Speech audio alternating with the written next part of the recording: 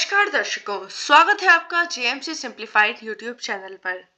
अगर आप UGC net mass communication and journalism की तैयारी कर रहे हैं और अपने नोट्स, सिलेबस या कंसेप्ट्स को लेकर कंफ्यूजन में हैं, तो ये चैनल आपके लिए। इस वीडियो का हमारा टाइटल रहेगा part 2 development of print media. ये हमारी वीडियो एक एक्सटेंशन के रूप में है जो हमने इससे पहले वीडियो कवर की थी, development of print media in India and in world. उसमें हमारे पास कुछ कंसेप्ट्स बच गए थे, तो उसे हम इस वीडियो में कंप्लीट करेंगे। तो अगर किसी ने वो वीडियो नहीं देखी है तो पहले हमारी इससे पहले वाली वीडियो को देखें, जिससे आपको ये वीडियो समझ आ जाए। इससे पहले वाली वीडियो में हम कवर कर चुके थे किस तरह से वर्ल्ड में और इंडिया में प्रिंट मीडिया की डेवलपमेंट हुई, हिस्ट्री ऑफ प्रिंटिंग क्या थी वर्ल्ड का, और इंडिया के जो स्टार्टिंग के न्यूज़पेपर थे, फर्स्ट न्यूज़पेपर कौन कौन से थे, और न्यूज़पेपर का हमारे आज़ादी के स्ट्रगल में कैसा रहा था पार्ट। अब हम बात करेंगे कंट्रीब्यूशन ऑफ क्रिश्चियन मिशनरीज कि जैसे अंग्रेज हमारे भारत में थे तो उस टाइम पे उन्होंने प्रिंट मीडिया के लिए किस तरह से काम किया था और उनका क्या इम्पैक्ट रहा था इसमें।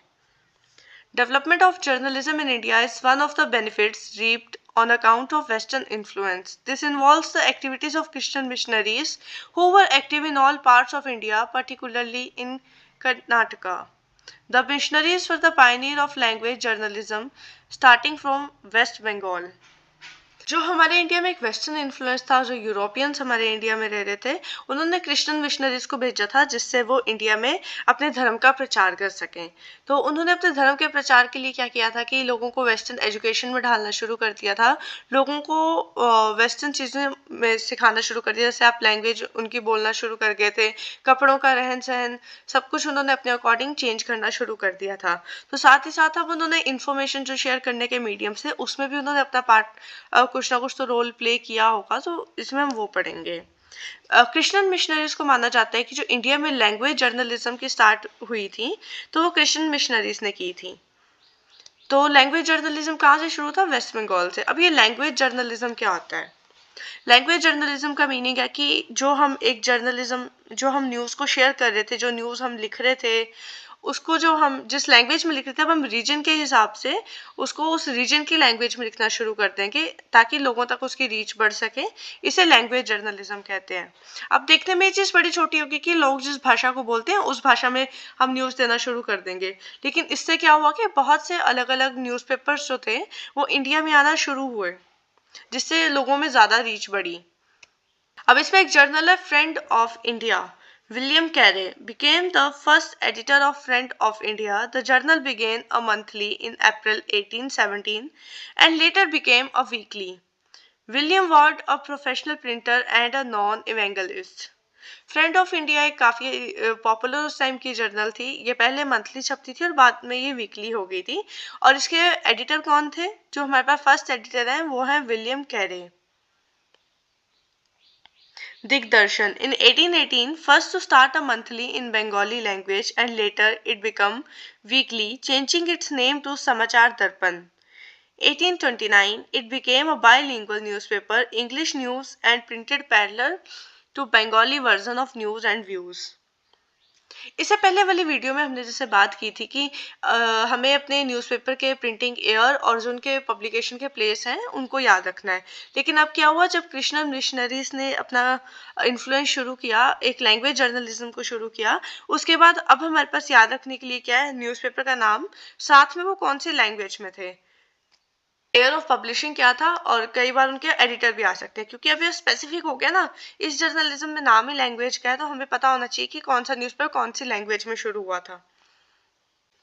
तमिल पत्रिका, first Tamil magazine by religious tract society, published in 1831. It ceased its publication in 1833. The next journal was James Nahan, which appeared in 1841. Later to follow was the Rajavritti Bodhini, issued in 1855, giving news translated from imported English newspaper. Tamil पत्रिका जो थी वो हमारी first Tamil magazine थी। ये नाम इसमें याद रखने वाला है, वैसे तो आपको पता चल जाएगा, तमिल है तो तमिल लैंग्वेज से रिलेटेड होगा ये। 1831 में इसने अपनी पब्लिशिंग शुरू की थी और उसके बाद 1833 में इसकी पब्लिकेशन को रोक दिया गया था। वर्तमानी a journal of general intelligence edited by P. Percival and published by Dravidian Press. First journal in Telugu was Satyodaya in 1835, printed at Madras and published by Christian Association in Bellary.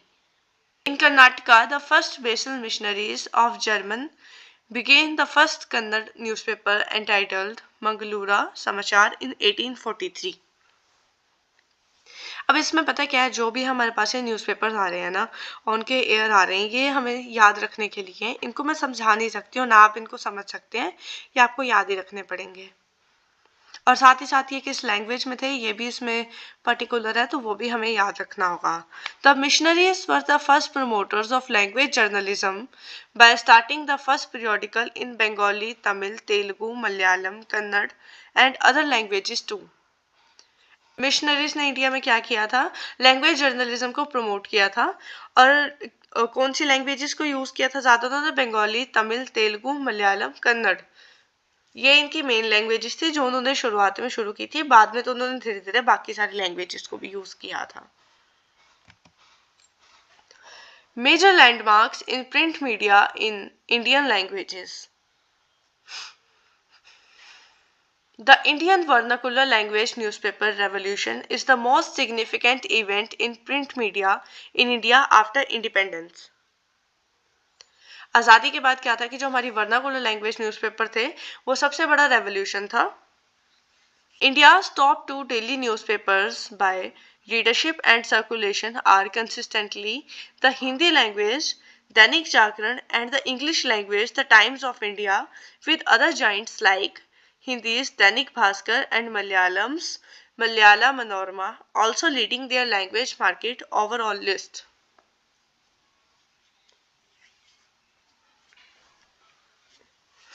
अब क्या हुआ था कि आज़ादी के बाद सबसे अच्छी जो चीज़ शुरू हुई थी वर्नाकुलर लैंग्वेज का, यानी वर्नाकुलर क्या था, लोकल एक रीजन की जो लैंग्वेज होती है उस पर न्यूज़पेपर बनने शुरू हो गए थे।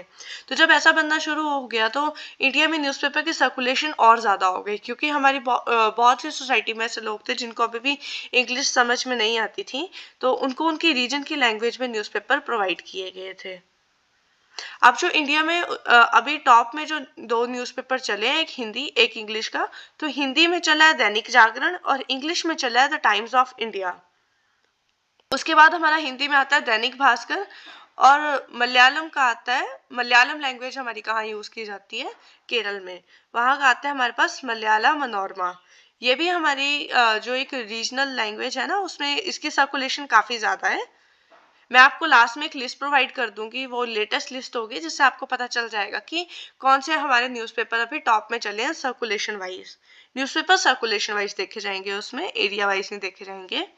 तो उसमें आपको ज़्यादा मैं तो आपको 2 पेज की लिस्ट प्रोवाइड करूंगी, लेकिन आपने क्या करना है कि सिर्फ उसमें आप स्टार्टिंग के 10 या 15 याद रख लें, या तो उसमें कुछ आपको ज़रूरी दिखेगा आप वो पढ़ लेना। 10-15 तो आपको पता होने चाहिए कि कौन इस पे टॉप कर रहा है, टॉप 10 तो पता होने चाहिए। साथ ही साथ चेंज होते रहते हैं, तो अगर कोई स्टूडेंट जो है वो 2027 में पेपर देने लगा है तो एक बार अपनी लिस्ट में इसको अपडेट कर ले। मैंने अभी का जो लिखा है ये 2026 जनवरी के हिसाब से लिखा है मैंने। The Tamil daily Thanthi emerged as the most circulated newspaper amongst Tamil dailies with over 15 lakh copies. However, the fastest growing dailies are the Assamese dailies in urban areas and the Bengali dailies in rural areas. ये जो हम इसमें पढ़ रहे हैं ना, Tamil daily, Assamese daily, Bengali daily, इसका मतलब है कि वो न्यूज़पेपर जो है वो डेली छपता है। और Telugu daily Eenadu is the leader amongst the Telugu newspaper by associating itself with the rural causes such as anti-Arak movement. The mid 1980s, the Telugu newspaper was able to reach into the countryside. This promoted it to launch district dailies in 1989. These were tabloids inserts carrying news from particular districts as well as classified advertisement from villages and small towns from these districts. जो Telugu daily था एनाडू, ये एक Telugu newspaper में सबसे बड़ा leader बन के आया। ये कैसे बन के आया, इसमें एक ये भी लिखा हुआ है, क्योंकि इसने क्या किया था कि उस टाइम पे आंध्र प्रदेश में 1980 के मिड में आंध्र प्रदेश में एंटी इराक मूवमेंट चल रहा था। तो इसने उसकी सारी की सारी जो हैपनिंग थी उसको रिकॉर्ड किया था और लोगों को इसके बारे में पता चल रहा था। अब ये एंटी इराक मूवमेंट क्या था, आंध्र प्रदेश में क्या था, जो हमारी जो देसी दारू होती है, जो हूच होती है, उसके लिए वहाँ की वुमेन्स ने चलाया था एक मूवमेंट, ताकि उसकी जो उसको जो बनाया जाता है, उसको जो बेचा जाता है, उसको रोका जा सके। क्योंकि इससे क्या हो रहा था कि जो ये देसी लिकर जो थी इसको बेच रहे थे और फिर लोगों के घरों में डोमेस्टिक वायलेंस के केसेस बढ़ रहे थे, तो इसलिए वुमेन ने ये मूवमेंट चलाया था। तो जो एनाडू न्यूज़पेपर था, तेलुगु न्यूज़पेपर, इसने क्या किया था, आंध्र प्रदेश के सारे मूवमेंट को कवर किया था। तो लोगों के बीच में इसकी सर्कुलेशन बढ़ती गई थी, क्योंकि उस टाइम पे इतना कुछ तो था नहीं कि आप टीवी में भी देख लेंगे, फोन में भी देख लेंगे। तो जो न्यूज़पेपर उसके आसपास है, जो उसको कवर कर रहा है, उसकी सर्कुलेशन बढ़ जाएगी। और इस तरह से जो एनाडो न्यूज़पेपर था वो लोगों के बीच में पॉपुलर होने लग पड़ा पूरी कंट्री में। और जब ये ऐसे पॉपुलर हो गया तो उसके बाद क्या हुआ, एनाडो न्यूज़पेपर ने डिस्ट्रिक्ट डेलीज निकाली। जैसे हम कोई इंटरनेशनल पेपर देखते हैं ना, या नेशनल पेपर, जब हम कोई अपना नेशनल पेपर देखते हैं उसमें अलग अलग हमारे पास पेज नंबर होते हैं, वो अलग अलग पेज एक एक चीज के लिए डेडिकेट होता है। जैसे उसके ऊपर लिख देंगे बिजनेस, स्पोर्ट्स, नेशन, ऐसे ऐसे करके उसमें चीजें लिखी होती हैं। तो इन्होंने ऐसे डिस्ट्रिक्ट डेली शुरू की, यानी अलग अलग डिस्ट्रिक्ट के लिए एक एक पेपर उन्होंने डेडिकेट कर दिया, एक एक शीट उन्होंने डेडिकेट कर दी 1989 में। और उसमें उन्होंने से छोटे छोटे टैबलॉइड्स में न्यूज़ को शेयर करना शुरू किया। टैबलॉइड्स क्या होते हैं ये हम आगे वाली वीडियो में पढ़ेंगे अपनी, तो अभी इसकी टेंशन मत लीजिएगा। ये आपको जब कोर्स खत्म होगा तब आपको सब कुछ समझ आ जाएगा, सारी चीज़ें आपने कनेक्ट करते चलना है। में क्या हुआ, पर्टिकुलर डिस्ट्रिक्ट के बारे में उन्होंने न्यूज़ करना शुरू कर दिया, और साथ ही साथ इसमें जो एडवर्टीजमेंट्स थी वो उन्होंने लोकल एडवर्टीजमेंट्स उठाई, स्मॉल टाउन से, विलेजेस से, उन्हें डिस्ट्रिक्ट की, ताकि इससे उनको देखो अपना न्यूज़पेपर चलाने के लिए फंडिंग भी मिल गई, एडवर्टीजमेंट्स भी मिल गई, और लोगों को एक रीजन बेस्ड जो न्यूज़ है वो भी अवेलेबल होना शुरू हो गई। ये सारा हमने किसके बारे में पढ़ा, एनाडो न्यूज़पेपर, जो हमारा तेलुगु न्यूज़पेपर था। और इसने क्या कवर किया था जिससे इसको बूम मिल गया था, एंटी इराक मूवमेंट इसने कवर किया था। Reason for growth of Indian language newspaper, migration of people, rise of literate people who are migrating to cities. Hindustan printed 64,000 copies of its Delhi edition in 2003, which increased to 4,25,000 copies by 2005, because 52% of Delhi population is migrated from two cities, that is UP, Bihar, Hindi speaking belt. तो एक सबसे बड़ी जो इनको newspaper की growth में जो सबसे बड़ा रीज़न रहा था वो था हमारा माइग्रेशन ऑफ पीपल। जो लोग अपने विलेजेस से सिटीज़ में माइग्रेट हो रहे थे ना, तो जो भी जॉब के लिए जाएगा वो पढ़े लिखे लिटरेट पीपल जाएंगे, तो जब वो वहाँ पे जाते थे तो वो अपने लिए न्यूज़पेपर लगाते थे। तो इससे उन सिटीज़ की न्यूज़पेपर की जो ग्रोथ थी वो होने लग पड़ी थी। अब आप सोचेंगे कि कितने के लोग माइग्रेट हो जाते थे कि उनकी सर्कुलेशन इतनी बढ़ जाती थी। तो इसमें बताया हुआ है कि जो हिंदुस्तान न्यूज़पेपर है वो 2003 के दिल्ली एडिशन में, सिर्फ इसमें दिल्ली की बात की जा रही है, दिल्ली एडिशन में 64,000 कॉपीज को वो छापते थे, प्रिंट करते थे। लेकिन 2003 में 64,000 है और 2005 में ये कितनी हो गई थी, 4,25,000, इतनी ये बढ़ गई थी। तो कैसे बढ़ गई थी, क्योंकि जो दिल्ली अब उसके आसपास की बेल्ट के जो लोग थे वो हिंदी बेल्ट थी यूपी बिहार की, तो वहाँ से लोग माइग्रेट होकर दिल्ली आए थे, तो वहाँ पे न्यूज़पेपर की डिमांड बढ़ गई थी। और जो हिंदुस्तान था वो हिंदी न्यूज़पेपर था, तो उसकी डिमांड बढ़ गई थी। Local news, Indian language newspaper cater to the need of reader in the small town and villages which are different from the needs of readers in the cities. Vernacular newspapers like Enadu and Malayalam Manorama introduced the concept of local news in a significant manner by introducing district and even block edition. एक इसमें अभी हमने एनाडू के बारे में पढ़ा ना, और साथ ही जो केरला का न्यूज़पेपर है मलयाला मनोरमा, ये भी काफ़ी ज़्यादा फेमस है। तो इन्होंने क्या किया था कि अपने न्यूज़पेपर में एक एक पेज को डेडिकेट कर दिया था, या उसमें हर एक डिस्ट्रिक्ट को वो कवर करते थे। प्लस जैसे कि मान लो मैं हिमाचल से हूँ, अभी हिमाचल में 12 डिस्ट्रिक्ट है, तो जो मेरा न्यूज़पेपर होगा उसमें मैं अपनी नेशन की खबर तो करूँगी, थोड़ी सी इंटरनेशनल की भी करूँगी, लेकिन उसमें एक एक पेज को मैं डेडिकेट कर दूंगी कि ये मेरा एक एक डिस्ट्रिक्ट के लिए है। अब अगर मैं हमीरपुर डिस्ट्रिक्ट लेती हूँ तो मुझे जो हमीरपुर डिस्ट्रिक्ट की एडवर्टीजमेंट होगी वो मैं उसी पेज में कर दूंगी, और जो मुझे किसी और डिस्ट्रिक्ट से होगी वो मैं उसमें कर दूंगी। इससे क्या होगा कि मेरे को एडवर्टीजमेंट्स भी मिलती रहेंगी पेज के अकॉर्डिंग, और साथ ही साथ जो उस डिस्ट्रिक्ट के लोग होंगे उनको पता है कि उनके लिए एक स्पेसिफिक पेज है, तो यानी उनको अपनी ही जो डिस्ट्रिक्ट इन्फॉर्मेशन है वो मिल जाएगी। तो इससे क्या हुआ कि ये मेरा जो न्यूज़पेपर होगा वो पूरे हिमाचल में पॉपुलर हो जाएगा। तो इसी तरह से अगर मैं अपनी लोकल न्यूज़ को लिखती रहूँगी तो एटलीस्ट उसकी सर्कुलेशन हमारे हिमाचल में तो हो जाएगी। तो ऐसा इन न्यूज़पेपर्स ने किया जो एनाडू और मलयाला मनोरमा थे, इन्होंने लोकल न्यूज़ को इंट्रोड्यूस किया था, जिसमें उन्होंने डिस्ट्रिक्ट और ब्लॉक के भी एडिशंस निकाले थे। Advanced technology. Indian language newspapers have also adopted advanced printing technologies and have included supplements, pullouts, literary booklets, and other additional material. Technology advance होती गई। अब टेक्नोलॉजी जब एडवांस होती जाएगी ना, तो हमारे पास जो प्रिंटिंग होगी वो लोगों के बीच में सस्ती होती जाएगी। तो उस टाइम पे उन्होंने और ज़्यादा जो हमारे एडवर्टीजमेंट्स होते थे या कुछ हमारी मैगजीन्स आती थी जो न्यूज़पेपर के अंदर ही डल के आती थी ना, इस तरह की चीज़ों को उन्होंने साथ में न्यूज़पेपर के साथ डालना शुरू किया, जिससे वो लोगों के बीच में और पॉपुलर होते गए। कुछ हमारी ऐसी मैगजीन्स है जो न्यूज़पेपर के साथ फ्री आती हैं, जैसे रुचिरा मैगजीन है, ठीक है। इस तरह की मैगजीन्स जो है वो लोगों के बीच में काफ़ी पॉपुलर हो जाती थी। ये मैगजीन आपको वीकली मिलेंगी, कुछ टाइम ये मंथली भी होती हैं, लेकिन ये लोगों के बीच में पॉपुलर होती हैं, तो वो ये वाला न्यूज़पेपर लगा के रखते हैं अपने पास। अब मैंने जो आपको लिस्ट बताई थी कि कौन से मैं आपको न्यूज़पेपर उनके सर्कुलेशन वाइज आपको दिला दूंगी, तो ये सारे मैंने लिख दिए, जैसे Dainik Bhaskar, Malaya Manorama, the times of India, ये अभी इनके सीरियल नंबर के साथ है, तो अभी ये पेपर टॉप पे चले, और इनकी सर्कुलेशन भी है इसमें जुलाई से दिसंबर की और जनवरी से जून की।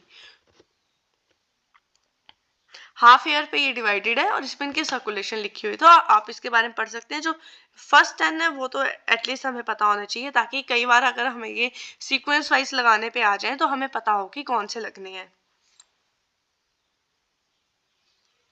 या तो फिर आपको ऐसे आ सकते हैं कि न्यूज़पेपर का नाम है और साथ में इसकी लैंग्वेज पूछ लेंगे, तो आपको मैच करने हैं, या तो फिर न्यूज़पेपर और इनके जो ऑनर है वो आ जाएं कि ये किसके ग्रुप के अंडर है। ये वाला क्वेश्चन आना थोड़ा कम है, लेकिन इस तरह के क्वेश्चन बन सकते हैं। होता है कि जो इनकी टैगलाइन होती है ना, जो इन्होंने अपने न्यूज़पेपर के नीचे टैगलाइन लिखी होती है, वो भी पूछ ली जाती है, तो हमें ये पता होनी चाहिए। अब बढ़ते हैं हम अपने प्रैक्टिस क्वेश्चंस की तरफ। अब ये जब भी प्रैक्टिस क्वेश्चन हो जाएंगे उसके बाद हमारा ये वीडियो खत्म हो जाएगा, डेवलपमेंट ऑफ प्रिंट मीडिया का चैप्टर खत्म हो जाएगा। उसके बाद हम डेवलपमेंट ऑफ इलेक्ट्रॉनिक मीडिया की तरफ चलेंगे।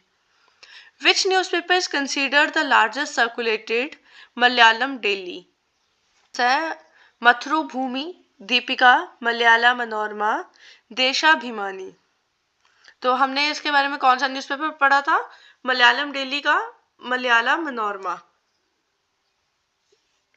और ये कहाँ का था न्यूज़पेपर? मलयालम लैंग्वेज कहाँ की है हमारी? केरला की। The key characteristics of Indian language newspaper. Indian language newspaper के हमारे कौन से हमारा की मोटिव क्या है, उनका की कैरेक्टरिस्टिक्स क्या है? Use of elite language, dependence on wire agencies, simplified and colloquial language, urban centric content. तो जो हमारे इंडियन लैंग्वेज के न्यूज़पेपर है उनका की कैरेक्टरिस्टिक्स क्या है? देखो, यूज ऑफ एलीट लैंग्वेज, अगर ये क्वेश्चन हमें नहीं आता है, हमने नहीं पढ़ा है मान लो, तो उसको हम एलिमिनेशन मेथड से किस तरह से सॉल्व करेंगे? फर्स्ट ऑप्शन है यूज ऑफ एलीट लैंग्वेज। क्या इंडियन न्यूज़पेपर में हमारी एलीट लैंग्वेज होती है? एलीट लैंग्वेज जिसको समझ नहीं आ रही है, ये होती है कि बहुत ज़्यादा जो हमारे जो कठिन शब्द होते हैं, जो सिर्फ उन्हीं को समझ आएंगे जो एजुकेशन फील्ड में बहुत अच्छे हैं या फिर का बहुत ज़्यादा नॉलेज रखते हैं, इस तरह के शब्दों का यूज़ किया जाता है। ये तो नहीं किया जाता है, तो ये ऑप्शन हमारा कैंसिल हो गया। अगर हमें क्वेश्चन नहीं भी आता है ना, तो हम उसको एलिमिनेशन मेथड से सॉल्व करने की कोशिश कर सकते हैं, तो ए हमारा इसमें कैंसिल हो गया। बी है डिपेंडेंस ऑन वायर एजेंसीज, यानी कुछ ऐसी हमारी इंटरनेशनल एजेंसीज होती है ना जो हमें न्यूज़ प्रोवाइड करती हैं, कुछ अब आपको अगर इसके बारे में ये पता, देखो कुछ हमारी एजेंसीज होती हैं, वो क्या करती हैं कि जैसे पीटीआई है एजेंसी, तो वो क्या करते हैं कि वो all over the world news को कलेक्ट करेंगे अपने जर्नलिस्ट को भेज के। जब उनके पास वो न्यूज़ आ जाती है तो उसके बाद जिसने उनसे सब्सक्रिप्शन लिया होता है, वो सारी न्यूज़ कंपनीज को वो अपनी न्यूज़ शेयर कर देते हैं। आप देखते होंगे कि जो हमारे छोटे न्यूज़पेपर होते हैं, जैसे पंजाब केसरी हो गया, अमर उजाला हो गया, वो कई बार हमारी इंटरनेशनल फोटोज के साथ वो खबर लिखते हैं। तो अब वो अपने जर्नलिस्ट को यूरोप तो नहीं भेज देंगे कि हमारे प्राइम मिनिस्टर की वहाँ विजिट है, आप भी जाओ साथ में। कुछ बड़े चैनल ऐसा कर सकते हैं, और वो भी कभी कभार, क्योंकि हर जगह पे नहीं भेज सकते हैं। तो ये क्या करते हैं कि जो हमारी एजेंसीज होती हैं, उनके reporters all over the world घूमते हैं और वो सारी की सारी न्यूज़ को इकट्ठा करके अपने सब्सक्रिप्शन बेस्ड जो न्यूज़पेपर होते हैं उनको आके शेयर कर देते हैं।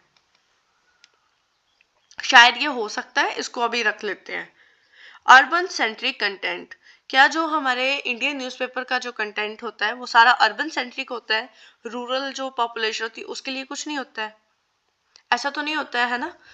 दोनों के लिए देखा जाता है। और जो इंडियन लैंग्वेज न्यूज़पेपर है उसमें हमारे बहुत से वर्नाकुलर लैंग्वेज के भी आते हैं, जो कि स्पेशल हमारे रीजन बेस पे होते हैं, तो ये वाला भी हमारा कैंसिल हो गया।